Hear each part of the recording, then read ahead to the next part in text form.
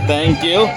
Would you tell us about your Nepal visit during this situation? Would you recommend or not, or you are feeling safe or not?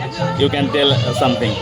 We're feeling safe, and I think the situation is gonna get better from now on. So it's I like it here.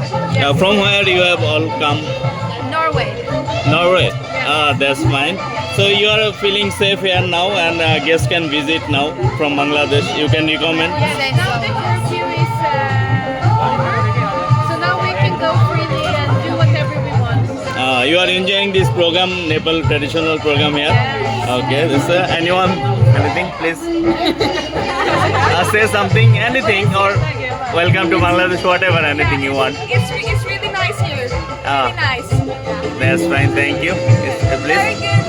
Very safe, and we're very grateful to be here. Thank you. We are also welcoming you to Bangladesh if you can come. Yeah. Thank you, man. Thank you. Yeah. Bye.